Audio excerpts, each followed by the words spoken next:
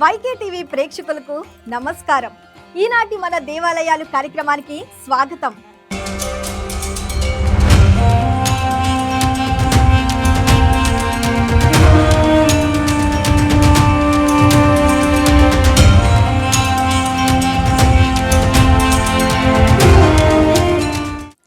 ప్రకృతి ఒడిలో దట్టమైన అడవుల నడుమ ఎన్నో మహిమలు విశేషాలతో భక్తులను ఆకర్షిస్తున్న ఒక దివ్య క్షేత్రం తెలంగాణ రాష్ట్రంలో ఉమ్మడి వరంగల్ జిల్లాలోని ప్రస్తుత ములుగు జిల్లా మంగపేట మండలం మాల్గూరు గ్రామంలోని పుట్టకొండ అనే కొండపై కొలువై ఉన్న శ్రీ హేమాచల లక్ష్మీ నరసింహస్వామి.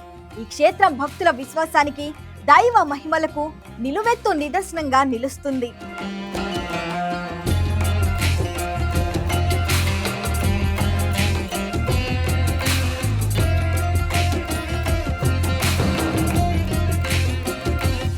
తెలంగాణ రాష్ట్రంలోని ములుగు జిల్లా ఏటూరి నాగారం అటవీ ప్రాంతానికి సమీపంలో ఉన్న ఒక మహిమాన్వితమైన దివ్య క్షేత్రం మల్లూరు శ్రీ హేమాచల లక్ష్మీ నరసింహస్వామి దేవస్థానం.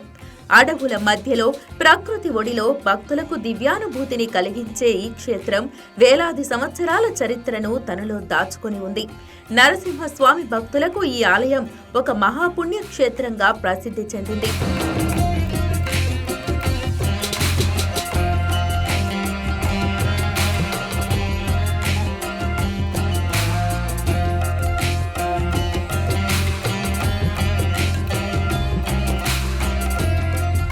ఈ ఆలయ ప్రాంగణంలో అడుగు పెట్టగానే ఒక ఆధ్యాత్మిక శక్తి మనసును ఆవరించేస్తుంది. చుట్టూ ఉన్న పచ్చని అడవులు, ప్రశాంత వాతావరణం, పక్షుల కిలకిలా రావాలు భక్తులకు అపూర్వమైన దివ్యానుభూతిని కలిగిస్తాయి.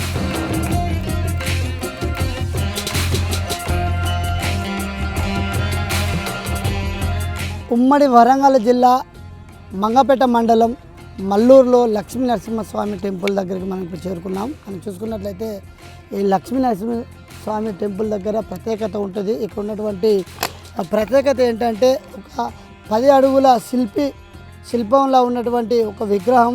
ఎప్పుడు చూడు ఈ విగ్రహం శిల్ప రూపంలో ఉన్నప్పటికీ స్వామివారి కడుపు భాగం మాత్రం మానవ చర్మంలా ఎంతో మృదంగా ఉంటుంది.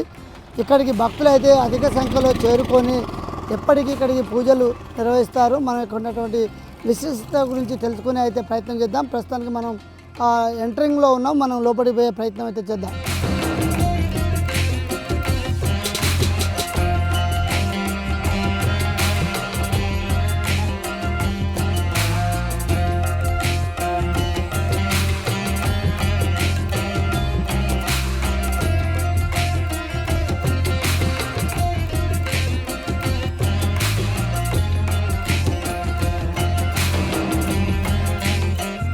ఈ క్షేత్రంలో కొలువైన వనదేవతగా, క్షేత్ర శక్తిగా దైత అమ్మవారు పూజలందుకుంటున్నారు. శ్రీ లక్ష్మీ నరసింహస్వామిని దర్శించుకున్న భక్తులు ముందుగా గుట్ట కింద కొలువై ఉన్న దైత అమ్మవారిని దర్శించుకుంటారు. మొక్కుబడులుగా ఈ అమ్మవారికి భక్తులు కోళ్లు, మేకలను బలిచ్చి చీర, రవికే, గాజులు సమర్పించి తమ మొక్కులు చెల్లించుకుంటారు.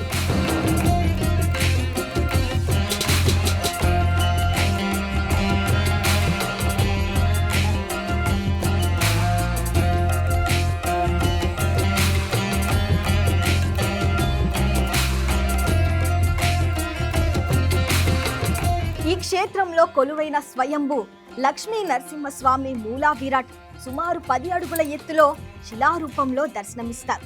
అయితే ఆశ్చర్యకరమైన విషయం ఏమిటంటే శిలారూపంలో ఉన్నప్పటికీ స్వామివారి నాభి భాగం మానవ చర్మంలా ఎంతో మృదుగా ఉండటం, భక్తులు స్పృశిస్తే వేళ్లు లోపలికి దిగినట్లు అనుభూతి కలుగుతుందని చెబుతారు.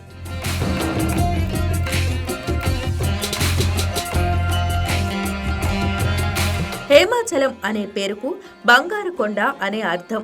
ఈ ప్రాంతంలోని కొండలు సూర్యకాంతిలో బంగారు వర్ణాన్ని సంతరించుకోవటం వల్ల ఈ క్షేత్రానికి హేమాచలం అనే పేరు వచ్చినట్లు స్థానిక పురాణాలు చెబుతున్నాయి.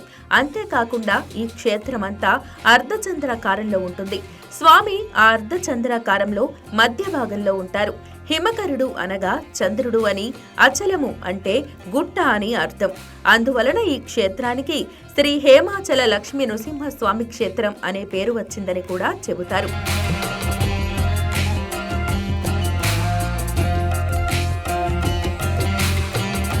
మనం చూసుకున్నట్లయితే ఇప్పుడు లక్ష్మీ నరసింహ టెంపుల్ వద్దకు అయితే మనం చేరుకున్నాం. మనం చూసుకున్నట్లయితే భక్తులు మాత్రం ముందస్తుగా ఈ యొక్క టెంపుల్ ఎక్కుతుండగానే ముందుగానే మెట్లకు మాత్రం వాళ్ళు ప్రత్యేకంగా పూజలు చేయబడుతూ స్వామివారి విగ్రహం దగ్గరికి అయితే చేరుకుంటున్నారు. ఇప్పటికే భక్తులు మనం చూసుకున్నట్లయితే కోలాహలంగా భక్తులు అయితే ఇక్కడికి చేరుకొని స్వామివారి దగ్గరికి పోయి అక్కడ ప్రత్యేక పూజలు నిర్వహిస్తారు. మనం ప్రస్తుతానికైతే స్వామివారి విగ్రహం దగ్గరికి పోయే ప్రయత్నం అయితే చేద్దాం.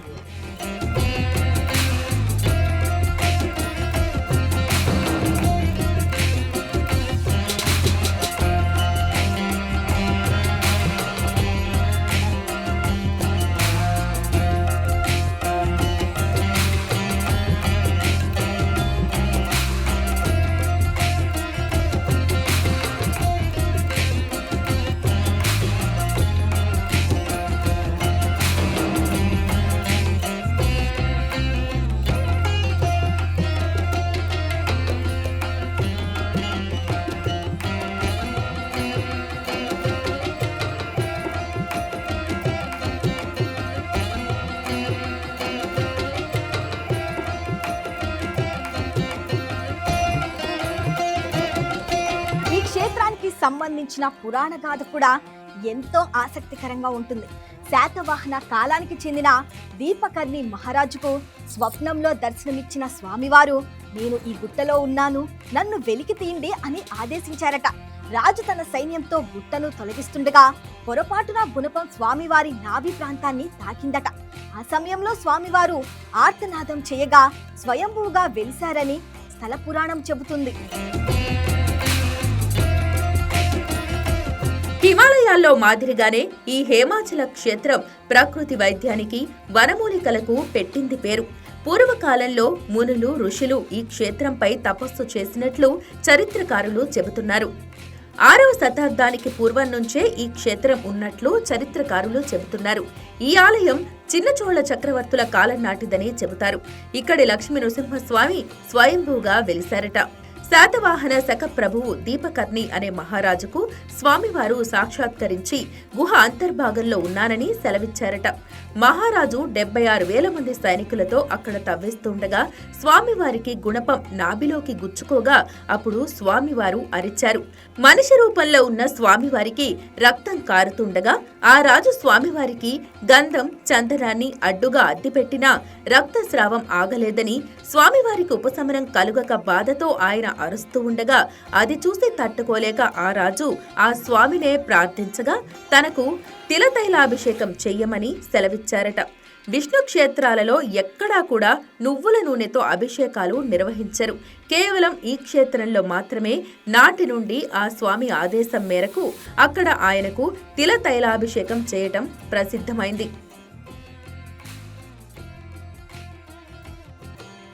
ఆలయ సమీపంలో స్వయంభుగా వెలిసిన ఉగ్రాంజనేయ స్వామి విగ్రహం కూడా దర్శనమిస్తుంది. దక్షిణ భారతదేశంలో అరుదుగా కనిపించే ఈ స్వరూపం క్షేత్ర పాలకుడిగా భక్తులను కాపాడుతుందని విశ్వాసం.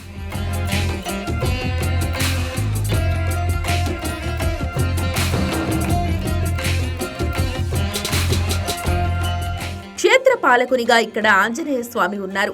మెట్ల కింద భాగంలో పంచముఖ ఆంజనేయ స్వామిగా, కాలిబాటలో మోదుగ గరుడశిఖ ఆంజనేయ స్వామిగా, చింతామణి జలపాతం దగ్గర జలముఖ ఆంజనేయ స్వామిగా, అడవి మార్గంలో లోపలికి వెళ్లినప్పుడు ఎద్దుముఖ ఆంజనేయ స్వామిగా ఆయన వివిధ రూపాలతో భక్తులకు దర్శనమిస్తారు. ఈ క్షేత్రానికి పశ్చిమాన వేణుగోపాల స్వామి, తూర్పు భాగంలో కోనేరు, దక్షిణాన నరసింహ క్షేత్రాలు ఉన్నాయి.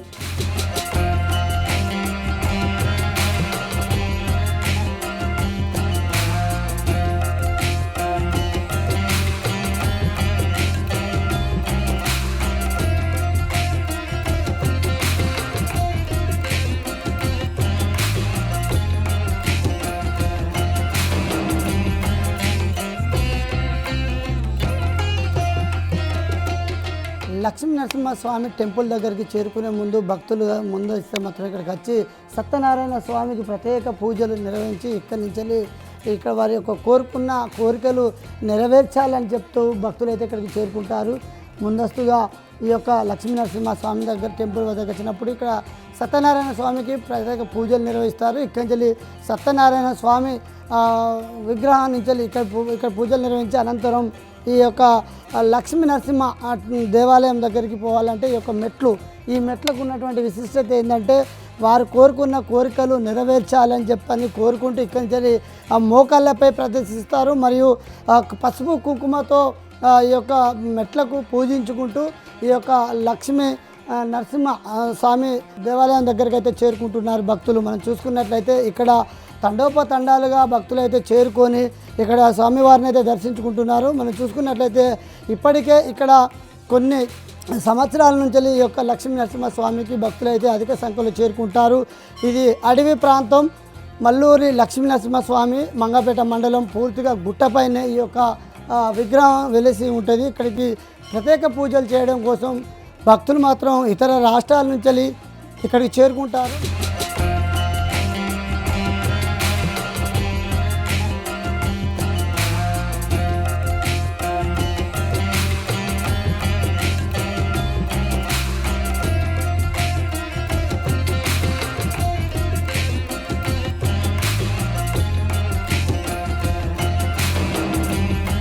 లక్ష్మీ నరసింహ స్వామి టెంపుల్ వద్దకు అయితే మనం ఇప్పుడు చేరుకున్నాం. మనం చూసుకున్నట్లయితే ముందస్తుగా భక్తులు మాత్రం కింద నుండి ఈ యొక్క గుట్టపైకి చేరుకుంటారు. ముందస్తు వస్తూ అక్కడ గుడి ఆవరణంలో ముందుగా భక్తులు చేరుకొని ఇక్కడ సత్యనారాయణ స్వామికి ప్రత్యేక పూజలు నిర్వహించి అక్కడి నుంచి నేరుగా ఈ గుట్టపైకి అయితే లక్ష్మీ నరసింహ స్వామి ఆలయం పైకి అయితే చేరుకుంటారు. ఇక్కడ పూర్తిగా అయితే ఇక్కడ దేవాలయం రూపంలో ఉన్నటువంటి 10 అడుగుల ఎత్తులో శిలా రూపంలో ఉన్న స్వామివారి కడుపు భాగం మాత్రం మానవ చర్మంలా ఎంతో మృదుగా ఉంటుంది. భక్తులు స్వామివారి ఛాతిని తాకితే వారి వేళ్ళు లోపలికి దిగినట్టు అనిపించడం ఇక్కడ విశిష్టత. మనం చూసుకున్నట్లయితే ఇక్కడ కోసం భక్తులు అయితే ఇప్పుడు మనం చూసుకుంటున్నాం. అధిక సంఖ్యలో భక్తులు చేరుకొని స్వామివారికి అయితే ప్రత్యేక పూజలు నిర్వహిస్తున్నారు. ఈ యొక్క ఆలయ విశిష్టత గురించి తెలుసుకునే ప్రయత్నం అయితే మనం చేపడదాం. ఇక్కడ ప్రత్యేకంగా ఇక్కడ భక్తులైతే చేరుకొని ఇక్కడ ప్రత్యేక పూజలు నిర్వహిస్తారు. ఇక్కడ పూజారులు కూడా ఇక్కడ చేరుకొని వారి యొక్క తీసుకొచ్చినటువంటి నూతన వస్త్రాలు, మరి టెంకాయలు, కొబ్బరికాయలు తీసుకొని వారు ఆ లోపలికి వెళ్ళి ఆ స్వామివారి దగ్గర పెట్టి వారే పూజలు నిర్వహించి తర్వాత భక్తులకు అందిస్తారు. ఇక్కడ మనం చూసుకున్నట్లయితే తండోపతండాలుగా భక్తులు అయితే ఇక్కడికి చేరుకున్నారు. ఒకసారి మనం భక్తులతో మాట్లాడించే ప్రయత్నం అయితే చేపడదాం.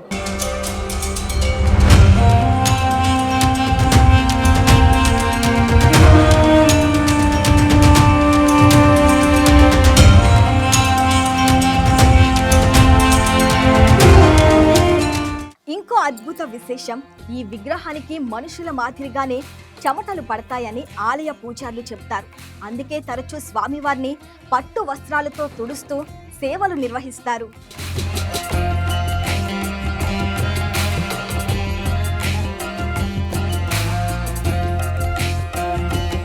ఈ ఆలయంలోని అత్యంత విశేషం స్వయంభూ నరసింహస్వామి మూల విరాట్. సుమారు 10 అడుగుల ఎత్తులో శిలారూపంలో ఉన్న స్వామివారు ఉగ్ర నరసింహ స్వరూపంలో భక్తులకు దర్శనమిస్తారు. అయితే ఈ విగ్రహంలో ఒక అద్భుతమైన రహస్యం భక్తులను ఆశ్చర్యానికి గురిచేస్తుంది. స్వామివారి నాభి భాగం అత్యంత మృదువుగా ఉంటుంది.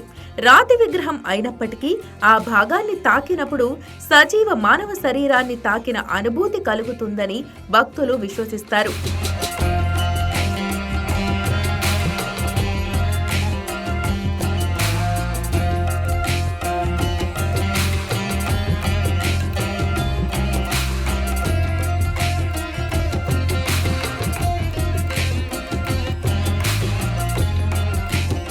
ఆ గాయాన్ని శాంతింపజేయడానికి ఆ గాయానికి మొదట పసుపు, గంధమద్దిన ఉపశమనం కలగకపోవటంతో స్వామివారి ఆదేశానుసారం తిల తైలాభిషేకం నిర్వహించారట.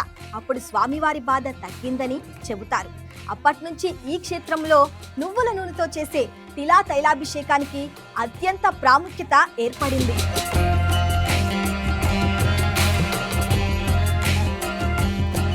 ఇంకా ఆశ్చర్యకరమైన విషయం ఏమిటంటే స్వామివారి నాభి భాగంపై గంధం రాస్తే అది కొద్దిసేపటికే తేమగా మారుతుంది అని, ఆ దివ్య చెమటను దర్శించటం మహాపుణ్యమని భక్తులు నమ్ముతారు.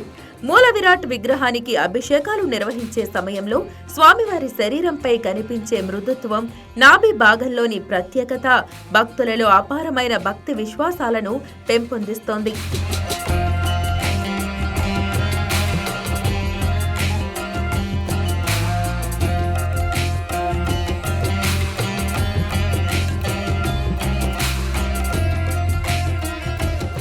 స్వామివారి శిరస్సు, నుదుటిపై తిరునామాలు, నేత్రాలు మెత్తగా మృదువుగా సున్నితంగా ఉండడం చూపెడతామని చెప్పాం కదా. ఇక్కడ ఈ ఆకు కనపడుతుందా అందరికి? ఇదిగోండి పుష్పం కనపడుతుందా? కనపడుతుందా? ఇదిగోండి మళ్ళీ ఒకసారి ఇక్కడ పుష్పం చూడండి, కనపడుతుందా? ఒకసారి అందరూ కూడా చూడండి. మెత్తగా మృదువుగా సున్నితంగా ఉంటారు స్వామివారు. ఇదిగోండి ఇలా నఖశిఖ పర్యంతం కూడా కనపడిందా అమ్మా? ఇదిగోండి మానవ దేహం ఎలా ఉంటుందో ఆ స్వామివారి శరీరం కూడా మెత్తగా మృదువుగా సున్నితంగా ఉండడం ఇక్కడ స్వామివారి యొక్క విశేషం. అలాగే స్వామికి నాభిలో గుణపం పొడి తగిలిన ప్రదేశం పంతులు గారు ఇందాక చెప్పారా? ఏం చెప్పారు? గుణపం తగిలిందని చెప్పారుగా. ఆ దెబ్బ తగిలిన ప్రదేశం ఇది. ఇక్కడి నుంచి తేమ వస్తూ ఉంటుంది. దానికి అడ్డంగా పసుపు గంధం పెట్టి ఆ యొక్క ప్రసాదాన్ని సంతానం, ఆరోగ్యం, వివాహం, జ్యేష్ఠ, ధనిష్ట, మూలా నక్షత్రాలకి, సూర్యగ్రహణంలో పుట్టిన, చంద్రగ్రహణంలో పుట్టిన, కుజ సర్ప దోషాలకి దోష పరిహారార్థం ఇదిగోండి ఇది కనబడిందా అమ్మ అందరికి? ఇక్కడి నుంచి తేమ వస్తూ ఉంటుంది. దానికి అడ్డంగా పసుపు గంధం పెట్టి ఆ యొక్క ప్రసాదాన్ని సంతానం, ఆరోగ్యం, వివాహం, జ్యేష్ఠ, ధనిష్ట, మూలా నక్షత్రాలకి, సూర్యగ్రహణంలో పుట్టిన, చంద్రగ్రహణంలో పుట్టిన, కుజ సర్ప దోషాలకి దోష పరిహారార్థం సాలగ్రామ తీర్థంతో శుద్ధి చేసి మంత్రోపదేశంతో ఆ యొక్క నాభి ప్రసాదాన్ని ఇక్కడ భక్తుల నమ్మకం ప్రకారం ఈ తిలా తైలాభిషేకం చేస్తే సర్వదోషాలు తొలగి కుటుంబ సమస్యలు, ఆరోగ్య సమస్యలు, గ్రహ దోషాలు నివారించబడతాయని విశ్వసిస్తారు. అలాగే స్వామివారి నాభి ప్రాంతంలో గాయానికి అద్దే పసుపు గంధం ప్రసాదాన్ని సంతానలేమితో బాధపడేవారికి, ఆరోగ్య సమస్యలతో బాధపడేవారికి అందిస్తారు.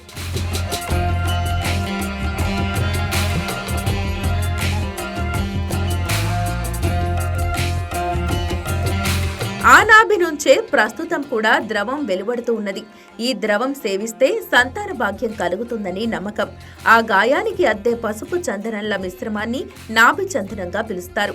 ఇక్కడ లక్ష్మీ నరసింహస్వామి మానవ శరీర ఆకృతిలో అతి సున్నితంగా ఉంటారు. అందుకే స్వామివారి నాభి నుంచి ఇప్పటికీ ఆ నాభి ద్రవం కారుతుంది.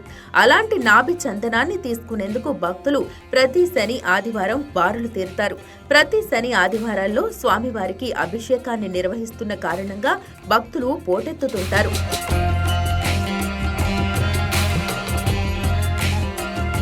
ఇక్కడ దేవాలయంలో ఉండే అర్చక స్వామి ద్వారా మరిన్ని విషయాలు మనం తెలుసుకుందాం. ఇకపోతే శాతవాహన శకం 2వ శతాబ్దం కాలంలో దీపకర్ణి అనే మహారాజు గారికి స్వామివారు స్వప్నంలో కనిపించి నేను ఈ ప్రదేశంలో ఉన్నా, నన్ను బహిర్గతం చేయండి అని చెప్పారు. ఎప్పుడైతే బహిర్గతం చేయమని చెప్పారో అప్పుడు వారి సైన్యంతో వచ్చి ఈ పక్కనున్న కొండనంతా తులుచుకుంటూ వచ్చారు. అలా తులుచుకుంటూ వస్తున్న క్రమంలో స్వామివారి నాభిలో గుణపం పొడి తగిలింది. ఎప్పుడైతే ఆ స్వామివారి నాభిలో గుణపం పొడి తగిలిందో అప్పుడు స్వామివారి బాధకి అరిచారు. అరవగానే కొండంతా పగిలిపడిపోయి ఇక్కడ స్వామివారు స్వయంభుగా బహిర్గతం అవడం విశేషం. ఆ దెబ్బ తగిలిన ప్రదేశంలో నుంచి గుణపం దేయగా రక్తం ధారలా కారుతూ ఉంది. ఆ కారుతున్న సమయంలో దానికి అడ్డంగా పసుపు గంధం పెట్టారు. మనకి దెబ్బ తగలగానే మనం ఏం చేస్తాం? పసుపు పెడతాం కదా. అలాగే స్వామికి ఆ యొక్క నాభి ప్రదేశంలో పసుపు గంధం కలిపిన మిశ్రమాన్ని ఆ యొక్క నాభి ప్రదేశంలో అద్దారు. అయినప్పటికీ కూడా స్వామివారు ఉపశమనం పొందబోగా ఆ బాధతో అరుస్తున్న స్వామివారిని రాజుగారు అడిగారు, స్వామి మీ యొక్క బాధ నుంచి నేను విముక్తుని చేయాలి అంటే నేనేం చేయాలో పరిష్కార మార్గం తెలపమనగా ఆ స్వామివారు సెలవిచ్చింది ఏంటంటే తిల తైలాభిషేకం చేయమని చెప్పారు. తిల తైలం అంటే విష్ణు క్షేత్రాలలో కూడా ఎక్కడ కూడా నువ్వుల నూనెతో అభిషేకం చేయరు. ఇక్కడ స్వామివారికి ఇష్టం, ప్రీతికరం ఏంటది? తిల తైలాభిషేకం. అప్పుడు వేద పండితుల చేత, ఋషుల చేత ఇక్కడ స్వామికి నువ్వుల నూనెతో అభిషేకం చేయించి స్వామివారి యొక్క బాధ నుంచి ఉపశమనం కలగజేశారు రాజుగారు. ఎప్పుడైతే ఆ యొక్క బాధ నుంచి స్వామివారు విముక్తుడయ్యారో అప్పుడు లోక కళ్యాణార్థం ఇక్కడ 2 వరాలు ఇవ్వడం జరిగింది. ఆ వరాలు ఏంటంటే ఆ స్వామికి దెబ్బ తగిలిన ప్రదేశంలో, నాభి ప్రదేశంలో తేమ వస్తూ ఉంటుంది. దానికి అడ్డంగా పసుపు కానీ గంధం కానీ పెడతాం. ఆ యొక్క ప్రసాదాన్ని సంతానం లేని వారికి, ఆరోగ్య సమస్యలకి, నక్షత్ర దోషాలకి, నవగ్రహ దోషాలకి, సూర్యగ్రహణంలో పుట్టిన, చంద్రగ్రహణంలో పుట్టిన, కుజ సర్ప దోషాలకి దోష పరిహారార్థం సాలగ్రామ తీర్థంతో శుద్ధి చేసి మంత్రోపదేశంతో వాడే విధి విధానాలు, నియమాలు సమస్యను బట్టి, సంతానం అయితే 6 నెలలు, వివాహం అయితే 3 నెలలు, ఇట్లా ఆయా సమస్యను బట్టి ఆ యొక్క నియమాలు ఉంటాయి. దానికి గాను టికెట్ ఉంటుంది. అర్చకులు వేరే తీసుకుంటారు. రెండవది తిలతైలాభిషేకం. ఈ తిలతైలాభిషేకం కనుక చేయించుకున్నట్లయితే సమస్త సమస్యలకి స్వామివారి పరిష్కార మార్గం చూపెడతారు. ఈ గుట్టంతా కూడా అర్ధచంద్రాకారంగా ఉంటుందండి. ఈ చివర మొదలుకొని ఈ చివర ఎండ్ అవుతుంది. అర్ధచంద్రాకారంగా ఉండి స్వామివారి మధ్యలో ఉండడం వల్ల ఈ క్షేత్రం పేరు హేమాచల క్షేత్రంగా పిలువబడుతున్నది. చంద్రుడు అంటే హిమకరుడు, అచలం అంటే గుట్ట, కాబట్టి ఈ క్షేత్రం పేరేంటి?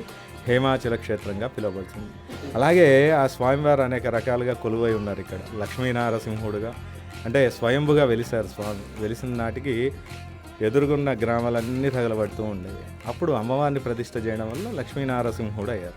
అంతకుముందు జ్వాలా నారసింహుడు, ఉగ్ర నారసింహుడు, యోగానంద నారసింహుడుగా నాభి ప్రదేశంలో దెబ్బ తగిలింది కాబట్టి అక్కడి నుంచి తేమ వస్తూ ఉంటుంది కాబట్టి ఆ యొక్క ప్రసాదాన్ని మనం తీర్థంగా ఇస్తాం కాబట్టి సంతాన లక్ష్మీ నారసింహుడిగా అనేక రకాలుగా స్వామివారి ఇక్కడ అనేక రూపాలలో కొలువై ఉన్నారు. ఇక్కడ అంత విశేషంగా అనేక పేర్లతో పిలువబడుతున్నారు స్వామివారు.